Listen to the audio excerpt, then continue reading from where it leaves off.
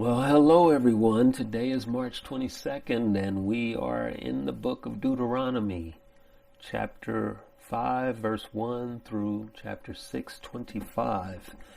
And here we read, Then Moses summoned all Israel and said to them, Hear, O Israel, the statutes and the ordinances which I am speaking today in your hearing, that you may learn them and observe them carefully. The Lord our God made a covenant with us at Horeb. The Lord did not make this covenant with our fathers, but with us, with all those of us alive here today. The Lord spoke to you face to face at the mountain from the midst of the fire, while I was standing between the Lord and you at that time, to declare to you the word of the Lord. For you were afraid because of the fire and did not go up the mountain. He said, I am the Lord your God who brought you out of the land of Egypt, out of the house of slavery. You shall have no other gods before me. You shall not make for yourselves an idol, or any likeness of what is in heaven above, or on the earth beneath, or in the water under the earth. You shall not worship them or serve them, for I, the Lord your God, am a jealous God, visiting the iniquity of the fathers on the children, and on the third and fourth generations of those who hate me, but showing loving kindness to thousands to those who love me and keep my commandments.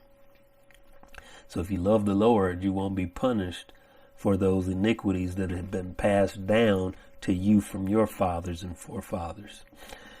Continuing.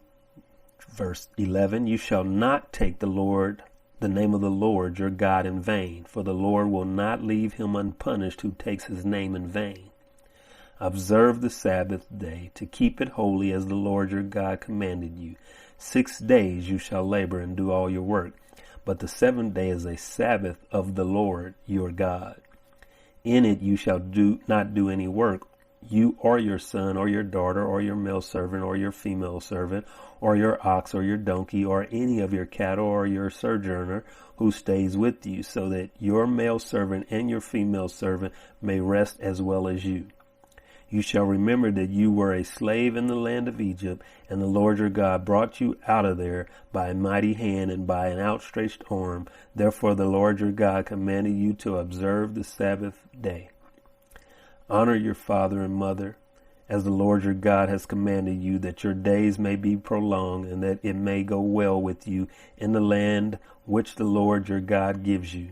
You shall not murder, you shall not commit adultery, you shall not steal, you shall not bear false witness against your neighbor, you shall not covet your neighbor's wife, and you shall not desire your neighbor's house, his field, or his male servant, or his female servant, his ox, or his donkey, or anything that belongs to your neighbor. These words the Lord spoke to all your assembly at the mountain, from the midst of the fire, of the cloud, and of the thick gloom, with a great voice. And he added no more. He wrote them on 2 tablets of stone, and gave them to me. And when you heard the voice from the midst of the darkness, while the mountain was burning with fire, you came near to me, all the heads of your tribes and your elders. You said, Behold, the Lord your God has shown us his glory and his greatness, and we have heard his voice from the midst of the fire. We have seen today that God speaks with man, yet he lives. Now then, why should we die? For this great fire will consume us if we hear the voice of the Lord our God any longer. Then we will die. For who is there of all flesh who has heard the voice of the living God speaking from the midst of the fire, as we have, and lived? Go near and hear all that the Lord our God says, then speak to us all the Lord our God speaks to you, that we will hear and do it. Now, reading this, I feel like, there was such power and presence, even if it was a burning heat or something. There was such power when God was speaking to Israel. So they were, sort of in fear that they were going to be consumed or die from this power that was all around them, and that's why they feared it so much that they wanted Moses to go and intercede for them, and then come back and share the information with them. And then also keep in mind that God is doing a lot of these things the way he does them, such as, when he took them out of Egypt, when he had Moses go to Pharaoh, how he did the different plagues and the different things that he did to Egypt, so that people would know and understand and remember. Because had God just had them walk up out of there in the middle of the night, people would sort of possibly, they would blow it off, because we get evidence now and we still dismiss it, and we see that a lot in the scriptures anyway.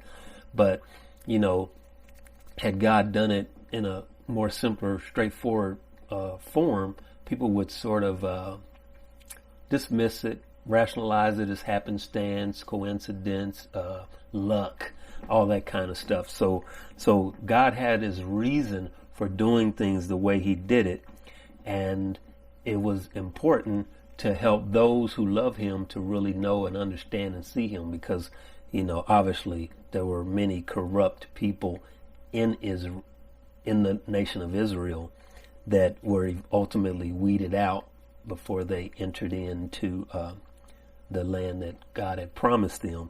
And then you go on from there to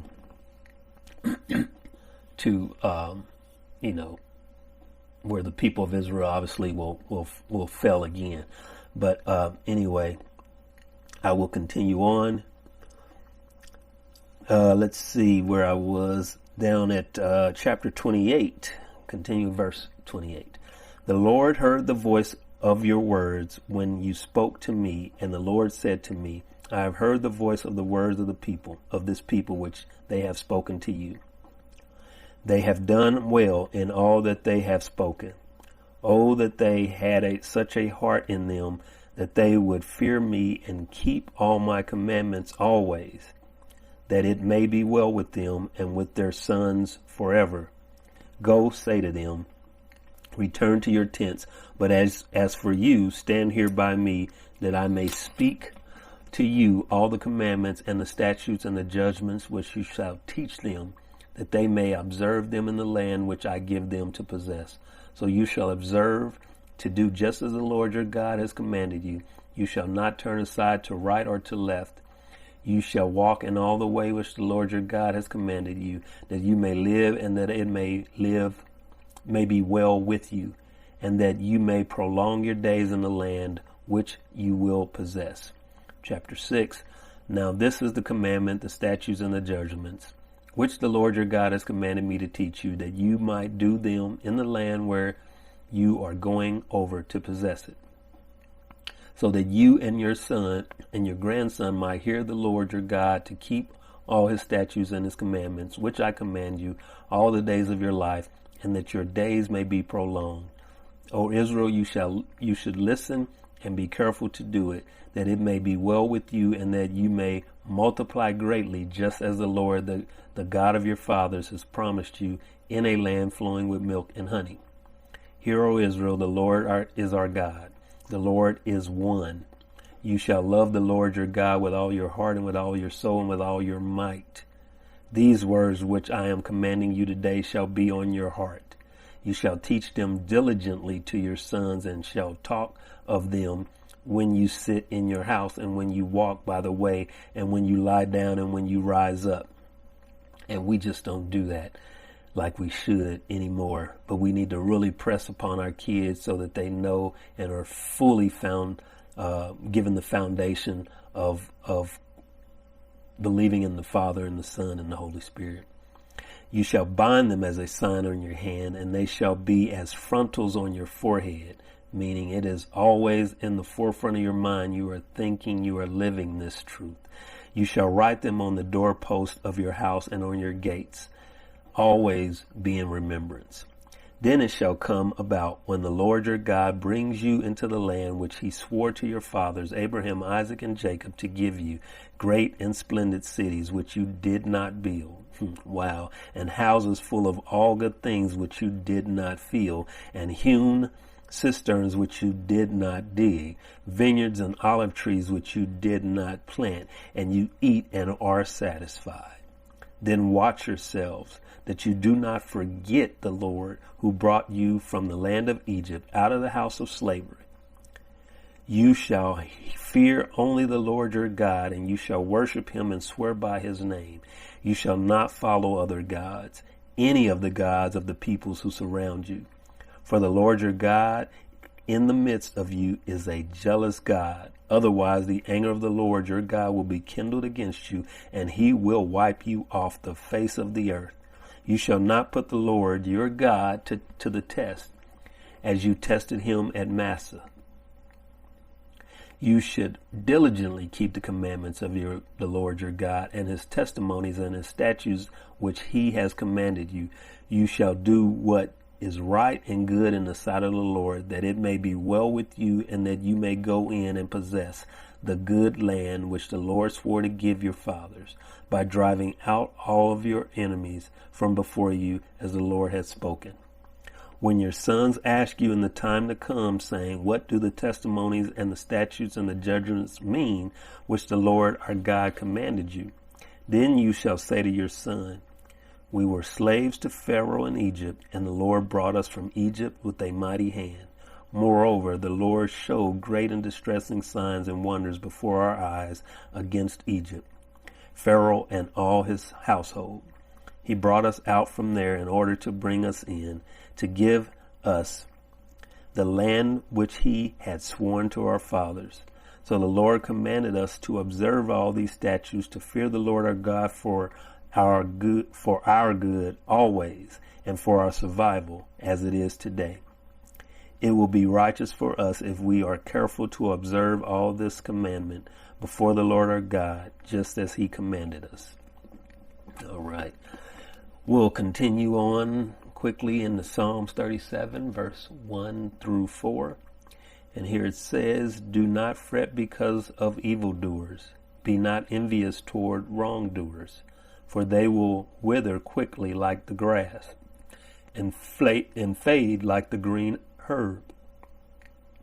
Trust in the Lord and do good. Dwell in the land and cultivate faithfulness. Delight yourselves in the Lord, and he will give you the desires of your heart. All right, and then quickly on to Proverbs 12, verse 8. It reads, a man will be praised according to his insight, but one of perverse mind will be despised. All right, that's the end of March 22nd. Thank you, God bless, and I hope to see you soon.